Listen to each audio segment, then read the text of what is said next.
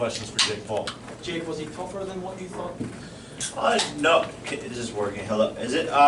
No, I mean, it's what I expected, right? Like, that's what he's known for. I don't know how he survived the first round, but he's a dog, and I walked the dog. Jake, right, your shots were shorter tonight, your footwork was good. Later in the fight, you still had gas. What do you attribute the new look of Jake Paul to?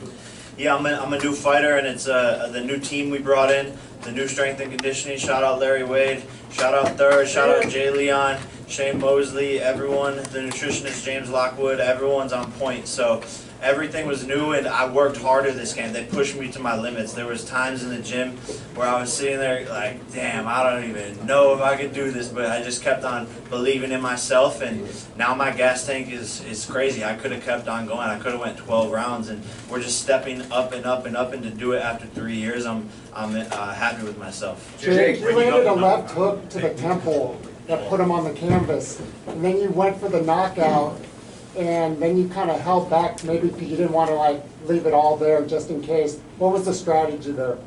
Yeah, look, my motor was running hot, and I was punching him hard and hard and hard, and he wasn't going down. He was standing there, and so I didn't want to burn out and then let him catch a wind and come back with something.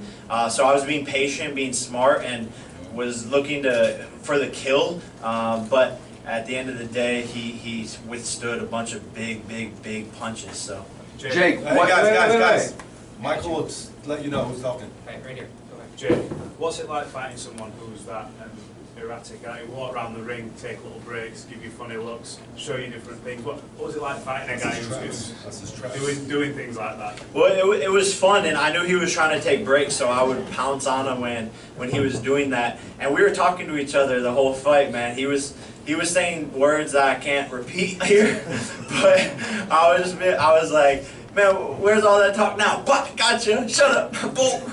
So it was fun. When you're in there with another dog, like you can sense it, and it just makes the sport more fun. And this fight was probably the most memorable yet. Jack.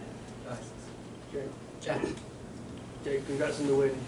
Do you feel a sense like a weight has been lifted off your shoulders now? You've got back in there, you've got back in the win column? For sure, yeah. There's this like pressure off, and I know that I'm meant to be here, and I did exactly what I said I was going to do, which is when I lost, I came back and got better and showed the world how to lose on the biggest stage and come back and then win on the biggest stage.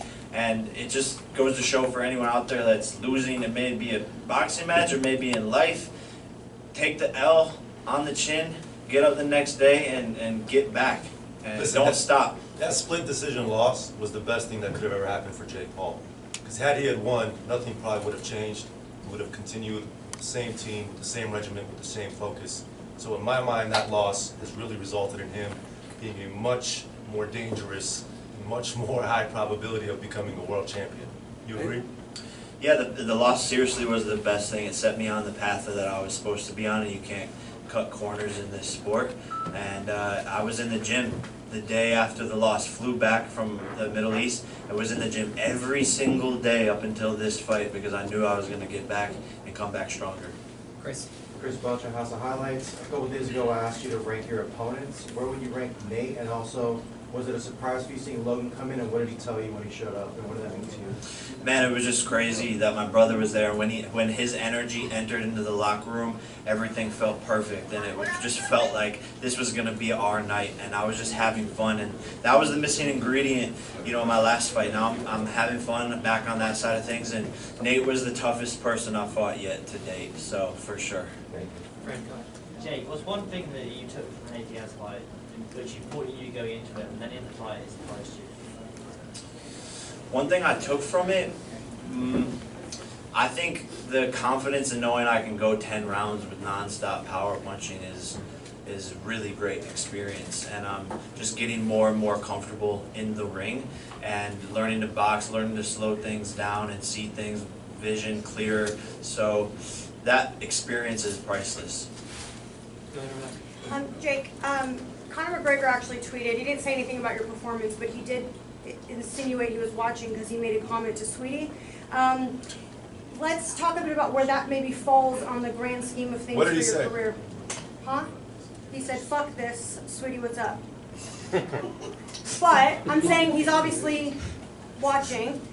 Where does that fall in the grand scheme of things in your career, having a fight against Conor McGregor? I don't care about that guy. Yeah, he needs to go to rehab.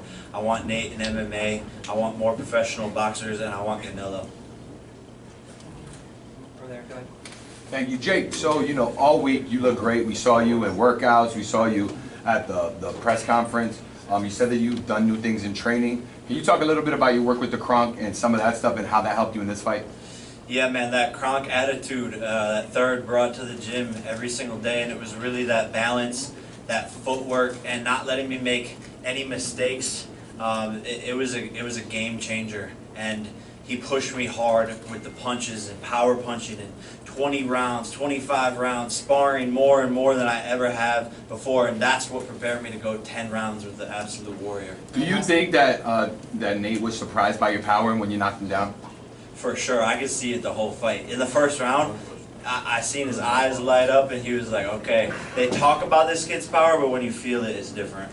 Last question. Thank you, Jake. He tried to guillotine him and I for now. He fucking choked me. He was actually choking me. No, he was actually choking me. And I was like, oh, this is crazy. And I didn't think he was going to stop, but he had it in. Because obviously I'm not going to try to defend it, but yeah, like, it's just funny. I was like, this is crazy. But yeah, man, like, that's why I want to do it back in MMA. It's fun, man. I'm with all the shit. Yeah, but like, if I'm ready for it, I would have dropped. If it was MMA, I would have dropped to a double leg, picked him up, and dropped him on his head. Thank you, everybody. Thank We you, guys. appreciate all the Thank you. support. We appreciate the meeting.